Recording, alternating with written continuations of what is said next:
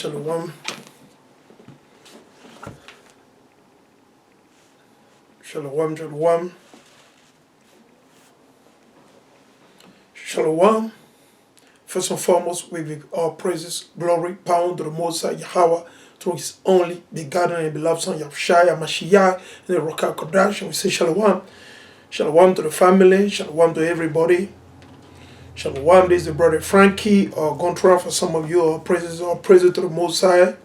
Shabbat shalom, Shabbat shalom, Shabbat shalom. To the kings, to the brother out there, Shabbat shalom. Hein? Louange à l'Éternel, Yahweh, pour les siècles des siècles, amen, alléluia. Je vais toucher sur un sujet, c'est par rapport à une question. C'est une question qu'une sœur m'a posée, et par rapport à comment on sait, comment on reconnaît que c'est l'année, c'est le début de l'année, comment on reconnaît que c'est le premier mois, comment on reconnaît que nous sommes dans le 12e mois, nous sommes dans le 13e mois, nous sommes dans le premier mois, deuxième mois, c'est le 12e mois, etc. La sœur m'a laissé un message, elle m'a posé la question. Donc du coup, je vais essayer d'y adresser. Mais pour le faire, je vais le faire d'une manière un peu différente. Ok? Et maintenant, si après cette édification, il y a certains ou certaines qui ne comprennent pas encore, nous exhortons à prier et à jeûner. Il faut prier et il faut jeûner. Et il faut vous rassurer que vous mettez en pratique les lois et les commandements de l'Éternel. Ok? Rassurez-vous que vous priez et que vous jeûnez. Il faut prier et jeûner. C'est important. Parce qu'il y a une chose. Moi, je peux beau expliquer, je peux vous expliquer, je peux entrer dans les détails, donner tous les détails, tout ce qu'il faut. Mais si de votre côté aussi, vous n'êtes pas actif à prier ou à mettre en pratique les lois et les commandements de l'Éternel Yahweh, ce serait vraiment compliqué. Ok? Shalom, shalom, shalom, shalom, Estelle, shalom à tout le monde.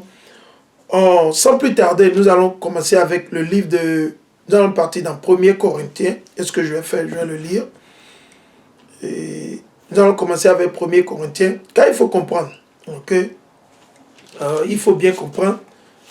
C'est important de comprendre ce que nous lisons dans la Bible. Ok? Donc nous allons partir premièrement dans 1er Corinthiens.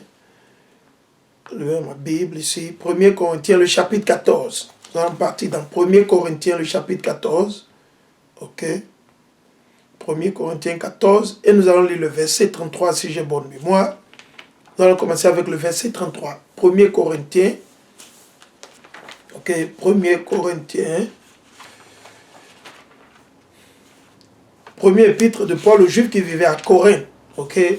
Le chapitre 14, et nous allons lire le verset 33 et 40. Nous allons le lire. Il dit, nous allons lire à partir du verset 32. Il dit, les esprits des prophètes sont soumis aux prophètes. Donc, l'esprit que l'Éternel a donné aux prophètes, ça n'appartient qu'aux prophètes. Il faut comprendre. Ok? Car Dieu n'est pas un Dieu de désordre. L'Éternel, il ne fait rien désordre. Tout est ordonné. Tout est ordonné. Tout ce que l'Éternel fait, c'est ordonné. Ok? C'est les hommes qui agissent en désordre. C'est les hommes. Mais l'Éternel, il a tout fait en ordre. Premièrement, on doit comprendre ça. L'Éternel, il a tout établi en ordre. L'Éternel, il dit 1 avant de dire 2. Il dit 1 avant de dire 3. L'Éternel ne dit pas 3 et il va dire 1. L'Éternel ne fonctionne pas comme ça. Et parfois, c'est parce que nous, les hommes, nous pensons selon nos opinions, que ça nous amène toujours où? À la dérive et à la destruction. Donc il dit, le verset 33, car Yahweh n'est pas un Yahweh de désordre, mais de paix. De paix. Pourquoi? Il explique, il fait tout en ordre. Ok? Nous allons partir vers le verset 40. Le verset 40, il dit, mais que tout se passe dignement et dans l'ordre. C'est important. C'est très très important. On doit comprendre. Ok? Que tout se passe dans l'ordre. Ok? Il faut comprendre. Je veux inviter quelqu'un vite fait. Je vais voir. Je vais inviter quelqu'un vite fait. Ok? Ok, je vais voir. Patientez. Je vais inviter quelqu'un. Ok. Voilà. There we go. OK.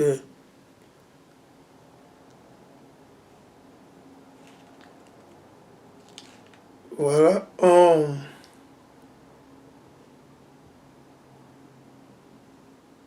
OK.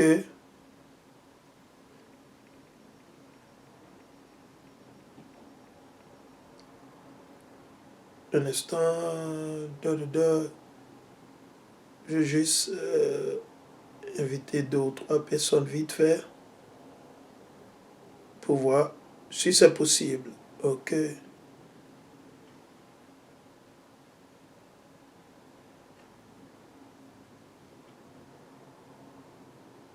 OK. Donc, du coup, l'Éternel, il fait tout en ordre. Il faut comprendre ça. Premièrement, il faut avoir ça dans sa tête. Tout un chacun de nous. OK? On doit avoir ça dans sa tête. L'Éternel, il n'est pas un auteur de confusion ou de désordre. La confusion, ça vient des hommes. Le désordre, ça vient des hommes. Vous comprenez? Vous me suivez? OK? Sans plus tarder, nous allons partir dans le livre de Deutéronome. Dans le livre de Deutéronome, le chapitre 28. Allons dans Deutéronome 28. Si vous êtes un noir, ou soi-disant nègre, béninois, togolais, île mauricien, guadeloupéen, haïtien, brésilien, camerounais, etc. Ou vous êtes mexicain, ou vous êtes latino, selon votre père, c'est selon la lignée de votre père. Ce n'est pas selon votre mère, c'est selon la lignée. Donc c'est votre père qui définit quoi? Votre nationalité. OK? Vous pouvez être citoyen d'un pays, mais c'est votre sang, c'est votre linéage qui définit votre nationalité. Ce n'est pas parce que vous êtes né en Chine que vous êtes chinois. Est-ce que c'est des trucs basiques terre à terre, mais nous ne comprenons pas. Parce que pourquoi? Nous vivons au milieu des péchés. Vous me suivez? Ce n'est pas parce que vous êtes né en France que vous êtes français. Vous n'êtes pas français. Vous êtes citoyen, peut-être français, citoyen français. Mais vous n'êtes pas français d'origine. OK. Et comprenez qu'il n'y a aucune nation dans la Bible que l'Éternel a appelée nationalité française. OK. Ce ne sont que des appellations que Esso, il a créées pour décevoir et embrouiller le monde entier. OK. Donc du coup, nous allons... Ce sera une longue leçon. Ce ne sera pas une leçon que je vais faire vite fait et puis terminer. Non. Parce que c'est une question pertinente et nous allons essayer de l'adresser une fois de bon. Nous allons l'adresser une fois de bon pour permettre à tout le monde de comprendre. Où il n'y a plus de confusion ou de malcompréhension, rien de tout ça. Donc, ce message s'adresse à vous. Donc, pour comprendre la raison pour laquelle les Noirs, les Nègres, les Béninois, les Togolais, les Nigériens, les Noirs américains, les Latinos, les Mexicains, etc., selon votre père, souffrent. Pourquoi vous souffrez? Pourquoi vous êtes toujours au sol là?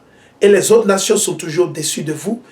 Nous vous invitons à lire le livre de Deutéronome, le chapitre 27 et le chapitre 28.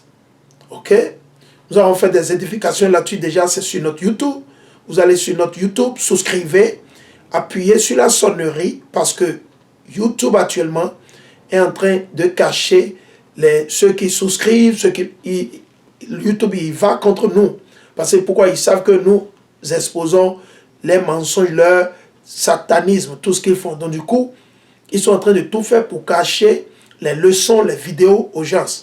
Donc nous vous invitons, il faut souscrire et quand vous souscrivez, il faut appuyer sur la sonnerie. OK? Il faut appuyer sur la sonnerie. Il faut appuyer sur la sonnerie. Nous vous invitons, nous vous prions. Nous allons lire Deutéronome 28. Pas tout le livre, juste pour pouvoir répondre à la question de la sœur. Pour répondre à la question de la sœur, je dois forcément aller dans Deutéronome 28. OK? Nous allons lire Deutéronome 28 et le verset 15. OK? Deutéronome 28, 15. Nous allons lire Deutéronome 28, 15. OK? Deutéronome 28, 15. Et je vais lire Deutéronome 28 et le verset 15. C'est les malédictions. Donc, à cause des malédictions, même les choses terre à terre, nous ne pouvons pas comprendre. Ok, les malédictions ont été mises sur les 12 tribus d'Israël. 12 tribus. Il faut garder en tête, l'Éternel, tout ce qu'il fait, il y a toujours un sens derrière. Les hommes ne comprennent pas, mais il y a toujours un sens derrière tout ce que l'Éternel y fait. Toujours. Ok, il y a toujours un sens, une force spirituelle. 7 jours représentent quoi? Les 7 esprits, les 7 anges majeurs de l'Éternel, ok? Les 7 esprits qui ministrent devant l'Éternel jour et nuit. Vous avez 12 mois représentant aussi les 12 tribus d'Israël. Ok. 12 portes représentant toujours les 12 tribus d'Israël. Les 12 mois. L'Éternel, il n'a rien fait par coïncidence, ou bien vous pensez que c'est par chance que cela... Non. Ok? C'est l'Éternel qui a tout établi ici. Pourquoi? Ok, vous suivez? Donc du coup, nous allons partir dans Deutéronome 28 et le verset 15, je dis. Il dit, mais si tu n'obéis pas, à qui l'Éternel parle? Il parle aux chrétiens? Non, il ne parle pas aux chrétiens. Est-ce qu'il parle aux Arabes? Il ne parle pas aux Arabes. Est-ce que l'Éternel est en train de parler au monde entier? Non, l'Éternel ne s'adresse pas au monde entier. Comment nous le savons? Quand nous allons dans Deutéronome, le chapitre 1, le verset 1, nous allons vous montrer. Ok? Deutéronome, le chapitre 1, au Deutéronome, le chapitre 28 actuellement. Ok? Je vois Deutéronome, le chapitre 1 et le verset 1. Allons simplement, Deutéronome 1, 1. Ok? Je vois Deutéronome 1, 1. Allons dans Deutéronome 1, 1. Deutéronome, le chapitre 1 et le verset 1. Nous allons voir à qui l'Éternel il s'adressait. Ok. Ok. Deutéronome, le chapitre 1 et le verset 1. Voici les paroles que Moïse adressa à tout Israël et non aux chrétiens, il faut comprendre. Ok? Et ce que je dis, ce n'est pas du racisme. Ça n'a rien à voir avec la haine, tout ça, rien. Ok? C'est la vérité. La Bible a été écrite par les Israélites pour les Israélites. La Bible n'a pas été écrite par les chrétiens. Et la Bible n'appartient pas aux chrétiens. La Bible appartient aux 12 tribus d'Israël, éparpillées dans les 4 coins de ce monde. Il faut comprendre. Ceux-là qu'on appelle communément aujourd'hui les nègres ou les noirs américains, ok, les Béninois, les Togolais, les Nigérians, les Camerounais, selon la lignée de votre père et non votre mère. Ok? Donc, le message s'adresse spécifiquement à qui? À la nation d'Israël. Premièrement. Donc, je repars dans Deutéronome 28 et le verset 15. Il dit, mais si tu n'obéis pas à la voix de Yahweh, ton Dieu, notre Dieu, le Dieu de la nation d'Israël, le Dieu des 12 tribus d'Israël, c'est notre Dieu. Ce n'est pas le Dieu du monde entier. Ce n'est pas le Yahweh du monde entier. Ok? Il faut comprendre. Il dit, ne gardant pas ses commandements, ok, et ses lois que je te prescris aujourd'hui, toutes les malédictions que voici t'adviendront et t'atteindront. Boum, on s'arrête là. Donc, si un frère ou une sœur ne sait même pas de quelle nationalité il ou elle est, selon la Bible, c'est dit la personne est 100% sous les malédictions. C'est dit vous êtes maudit, Dieu vous a maudit. Ok? Si un frère ou une sœur ne connaît pas ou ne sait pas, selon la Bible, de quelle nation il ou elle est, c'est une malédiction. C'est ce que l'Éternel a dit. C'est pas moi, je ne l'ai pas concocté. C'est ce que l'Éternel, c'est ce que je viens de lire. Il dit quoi? Que toutes les malédictions, c'est une malédiction de ne pas savoir sa culture, son héritage. C'est une malédiction de ne pas obéir à Dieu. C'est une malédiction de manger le porc. C'est une malédiction de suivre le calendrier des hommes. C'est une malédiction de ne pas reconnaître. C'est quand le début de l'année. Et quand vous prenez notre nation en général, je vais parler des Noirs, les latinos, les indiens natifs, quelle que soit votre région, votre localité, là où vous vivez, 80 à 90% ne savent pas de quelle nation il ou elle est. Nous ne le savons pas. Je ne le savais pas non plus. Jusqu'à ce que l'Éternel m'a réveillé. Ok. Donc il faut comprendre. Si vous ne reconnaissez pas, c'est quand le début de l'année, selon la Bible, c'est dit que vous êtes toujours sous les malédictions. Ça veut dire que vous avez encore du travail, vous avez encore du pain sous la planche et non sur la planche. Vous me suivez? Raison pour laquelle nous exhortons tout le monde, les frères et les sœurs, réveillez-vous, sortez du christianisme, obéissez à l'Éternel, sortez de l'islam, obéissez à l'Éternel. Car l'Éternel n'est pas auteur de confusion, mais de paix et d'ordre envers sa nation, envers nous en général. Donc du coup, il faut comprendre la raison pour laquelle beaucoup de nos frères et sœurs ne reconnaissent pas. C'est quand le début de l'année, ils pensent que Janus, janvier, le diable de vos colonisateurs que vous appelez communément les Français ou vos faux blancs, n'est pas le début de l'année. Ce n'est pas le début de l'année. Ils ne peuvent pas le prouver. Ils ne peuvent pas. On peut rassembler tous les scientifiques, ceux-là qui étudient. Ils ne peuvent pas le prouver. Ils n'ont pas. Ils ne peuvent pas. Ok? Il faut comprendre. Donc, Deutéronome 28, 15, l'Éternel dit quoi? Si nous n'obéissons pas, donc quiconque ne suit pas le calendrier biblique de l'Éternel, la personne est 100% sous les malédictions toujours. Mais si la personne reconnaît et retourne vers l'Éternel, une partie de ces malédictions s'est enlevée et vous commencez par voir spirituellement et physiquement. Ok? Donc ce que nous allons faire, nous allons sauter dans partie vers le verset 45 de Deutéronome. Donc je vais partir dans Deutéronome 28 et le verset 45. Deutéronome 28 et 45. Il dit, toutes ces malédictions, toutes les malédictions, la liste, ok? La malédiction, la liste des malédictions commence à partir du verset 16 jusqu'au verset 69. Toutes les malédictions que l'Éternel a mises sur les nègres ou les noirs, les latinos et les indiens natifs, c'est du verset 15 jusqu'au verset 69. Ok?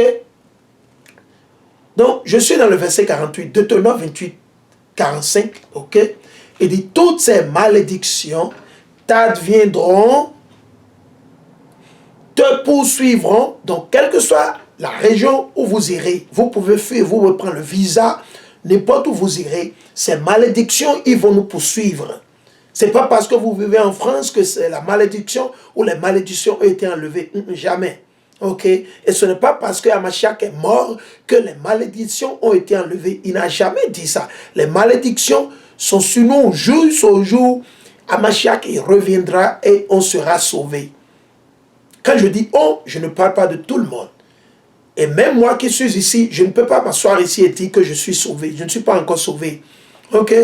Je ne suis pas encore sauvé. Si vous pensez que parce que vous mettez en pratique les lois et les commandements de Dieu, déjà, vous êtes sauvé ou bien vous avez su la vérité, vous êtes sauvé. Jamais. Ok? Vous devez endurer jusqu'à la fin. Vous ne pouvez pas vous décourager à mi-chemin. Ou après 2 ans, 3 ans, vous vous découragez, vous retournez encore vers votre vomissement. On s'est dit que ça ne fonctionne pas comme ça. Ok? Nous allons continuer. On dit, toutes ces malédictions t'adviendront, te poursuivront et t'atteindront jusqu'à te détruire. Jusqu'à faire quoi? Jusqu'à nous détruire. Jusqu'à nous détruire. Ah bon? Détruire. Donc quelqu'un qui est détruit selon la Bible, il ne va pas s'habiller de la manière ses aïeux s'habillaient. Aujourd'hui, la majeure partie de notre peuple, les Noirs, les Latinos et les Indiens natifs, on ne s'habille pas de cette manière. Non. Non. Comment on s'habille? On veut porter quoi? La tenue de nos colons. On veut s'habiller comme les Blanches, comme les Blancs. On veut s'habiller comme les Chinois. C'est tout ce que vous voyez. C'est tout ce que vous voyez. Donc, c'est les malédictions. Nous ne valorisons pas notre héritage, notre culture. nous ne valorisons pas notre nourriture. Les nourritures que nos aïeux préparaient. Qu'est-ce qu'on mange aujourd'hui? On veut manger les pizzas, on veut manger ce qu'on appelle les saucisses, les saucissons, les hot dogs, des conneries. Mais nos aïeux, ils avaient tout un héritage, toute une culture que nous ne suivions plus. Que ça veut dire? Nous sommes sous la malédiction. Nos aïeux n'ont jamais célébré janvier comme le début de l'année. C'est de l'abomination. Janvier comme début de l'année, c'est de l'abomination. Qui vous a dit que janvier est le début de l'année? Le maître d'esclaves, les Blancs. Mais quand ils l'ont dit, il n'y a pas eu de problème. Personne ne les a questionnés. Vous ne les avez jamais questionnés. Même jusqu'aujourd'hui, vous n'aviez pas le culot. Il n'y a aucun nègre parmi vous, ou que ce soit femme ou homme, qui a le culot d'appeler Emmanuel Macron et le dire, mais pourquoi vous avez dit que janvier, c'est le début de l'année? Combien parmi vos présidents, vos leaders, ceux-là qui étudient parmi qui? On ne voit personne, à part les frères comme moi, qui enseignent, qui ont été choisis par l'Éternel, qui enseignent et qui disent la vérité. Le reste, ils sont au dortoir. Ils sont en train de faire dodo. Ils sont que des chiens affamés qui ont faim. Vous suivez? Donc, il faut comprendre. Il faut comprendre que vous êtes sous les malédictions. Shalom, shalom. Vous êtes sur les malédictions. Ok? Comprenez? Les malédictions, c'est une malédiction de ne pas reconnaître le début de l'année. C'est une malédiction. Ok? C'est une malédiction. Ok? Comprenez? C'est une malédiction de vivre selon les colons, de vivre selon Esau et Édom, les Édomites. L'Éternel nous a donné un héritage, toute une culture. Donc, qu'est-ce qu'il dit dans Deutéronome 28, 45? Je vais relire. Deutéronome 28, 45. Toutes ces malédictions t'adviendront, te poursuivront, jusqu'à te détruire. Donc, nous sommes détruits. Ne pensez pas parce que vous avez un boulot, vous gagnez 500 millions tous les jours, 1 milliard par an, vous êtes béni. Non, vous n'êtes pas béni. Même les pécheurs, ils sont aussi bénis. Le diable, il est béni aussi. Ok, comprenez? Ce n'est pas parce que vous avez 25 villas ici, oh ouais, je suis béni, tu vois. Non, ça, ce n'est pas la bénédiction. Ok. Et Satan, il est le prince de la lumière. Il opère miracle. Vous allez penser que c'est l'Éternel. Car l'Éternel lui a permis, il lui a donné quoi? L'autorité. Ok. Donc il faut comprendre. Il dit, quand tu n'auras pas obéi à la voix de Yahweh, ton Dieu, en gardant ses commandements et ses lois qu'il t'a prescrits. Alors nous allons nous arrêter. Qu'est-ce qui s'est passé? L'Éternel dit, pour n'avoir pas obéi, nous allons perdre tout et nous serons détruits. Comment nous serons détruits? Est-ce que c'est seulement physiquement? Non, spirituellement.